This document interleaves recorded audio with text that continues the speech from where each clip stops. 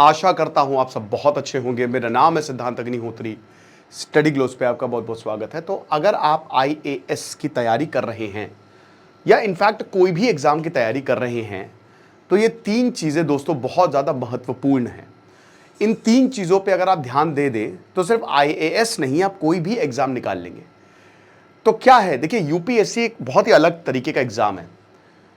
वो आपकी नॉलेज को टेस्ट करता है, वो रट्टाफिकेशन पे काम नहीं करता। पीसीएस जो है, स्टेट पीसीएस, वो पूरा रट्टाफिकेशन है। कभी कभी तो सवाल उसमें इतने वाहियात आते हैं, मैं कहता हूं ये क्यों पूछ रहे हैं, क्या मतलब है इसका।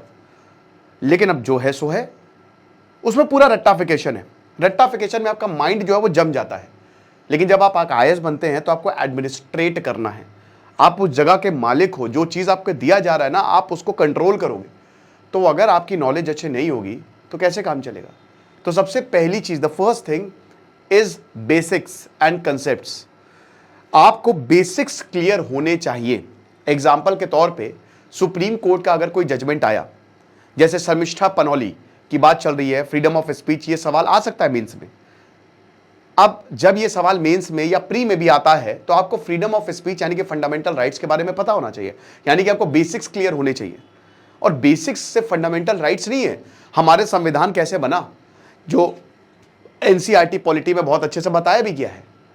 तो एनसीईआरटीज में तो बहुत अच्छे से बेसिक्स ही कवर करती है आपकी एनसीईआरटी। और कहते हैं ना कि अगर नींव मजबूत है तो आप एग्जाम निकाल लोगे। तो अभी एनसीईआरटी की एक प्रॉब्लम ये कि थोड़ी टफ होती है पढ़ने में, बट हमने इसको बहुत आसान किया है। 4 NCERT, geography, polity, history, economy. 10,000 का हमारा कोर्स अभी आपको 2,000 का मिल रहा है, आज लास्ट डे ऑफर का।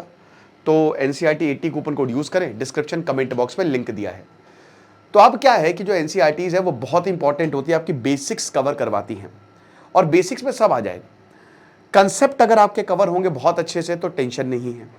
हमको ये देखना है कि जो ज्ञान है वो हमारा बहुत अच्छा हो, लेकिन रट्टाफिकेशन वाला ना हो। जैसे अगर मैं आपसे पूछूं कि भाई मुझे ये बताओ कि बैटल ऑफ प्लेसी कब हुई थी, तो आप मुझे पूरी स्टोरी बता पाओ, ना सिर्फ किरदार या फिर डेट्स, उससे कोई मतलब नहीं है।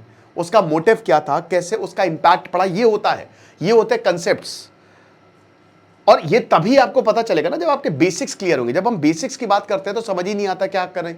बेसिक्स का मतलब यही होता है कि आपको पता तो हो कि जैसे मान लीजिए कि हम इंडिया के फ्रीडम मूवमेंट की बात करते हैं तो आपको मोटी मोटी चीजें पता होनी चाहिए। एक आउटलाइन जो है वो पता होनी चाहिए कि भारत का फ्रीडम मूवमेंट कब से कब तक चला, क्या क्या हुआ उसमें, कौन कौन से इंपॉर्टेंट इवेंट्स थे। ये सब आपकी एनसीईआरटी बहुत अच्छे से बताती है। और उसके बाद एक एक चीज को हम खोलते हैं, क्योंकि जब आपका दिमाग में ये चीजें क्लियर हैं तो आसान रहता है। दूसरा पॉइंट होता है दोस्तों, लिमिटेड रिसोर्सेस। ठीक है, देखिए एनसीईआरटी एक और काम करती है, वो आपको आंसर लिखना सिखाती है कि आपको अपना आंसर कैसे फ्रेम करना है। यूपीएससी में एक बहुत बड़ी प्रॉब्लम होती है, मेरे साथ ये काफी हुई थी कि मैं क्या करता हूं ना कि मैं आंसर छोटे में लिख नहीं पाता। जैसे एस्से में बहुत बढ़िया लिख दूंगा, वो तो 4,000 वर्ड्स आप नाप दो, लेकिन जहां मुझे 250 और 150 वर्ड्स में चीजों को कंसाइज करना बड़ी मुश्किल होती है।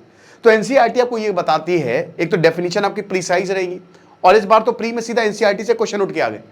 और दूसरी चीज ये है कि ये आपको बताएगी कि इतनी सारी नॉलेज को इतने कम में कैसे सीमित करना है। मैं आपको क्या बता रहा हूं, एनसीईआरटी एक तरीके से सिंगुलैरिटी है, इनफाइनाइट मास एंड डेंसिटी है ना। जो बिग बैंग है ना, छोटे से बबल, वही बबल है कि वो इतने से ज्ञान को इतने में समेट देती है।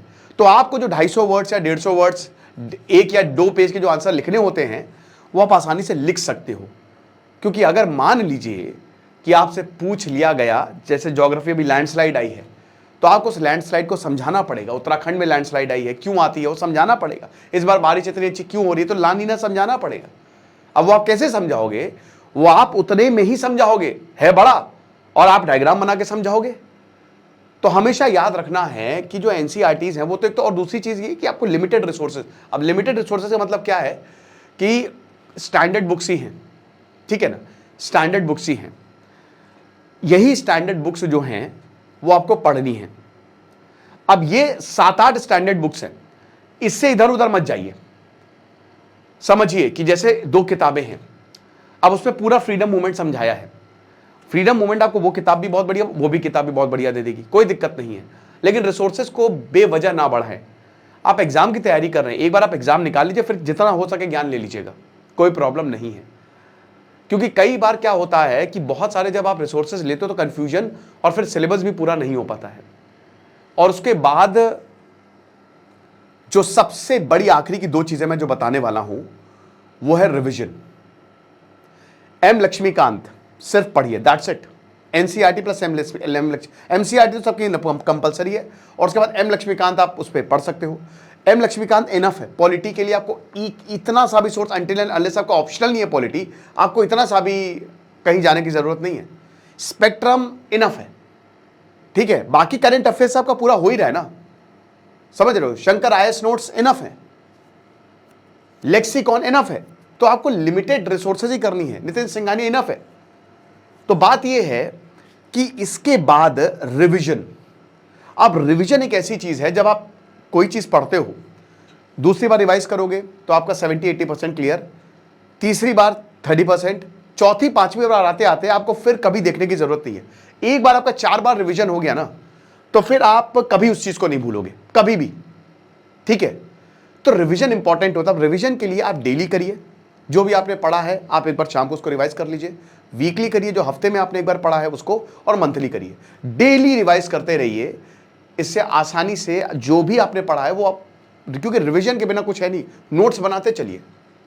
एंड तीसरी द मोस्ट इंपॉर्टेंट थिंग, जहां पे बच्चे नहीं कोई भी एग्जाम को या आईएएस को निकाल पाते हैं, वो है अप्लाइड नॉलेज।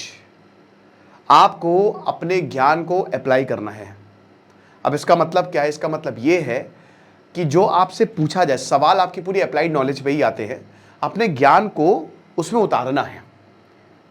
एग्जाम्पल के तौर पे अगर मान लीजिए इंटरव्यू में आपसे पूछते हैं कि आप भीड़ को कैसे कंट्रोल करेंगे, तो आप भीड़ को कंट्रोल करने के मैकेनिज्म नहीं बताओगे कि भीड़ को कंट्रोल करने के लिए हमारे पास ये कानून है, ये वो सब है, लेकिन आपसे पूछे करोगे कैसे, राइट? तो ये होता है नॉलेज को अप्लाई करना। आपके पास सारी चीजें पता है, अब उसी में आपके पास सॉल्यूशंस क्या है।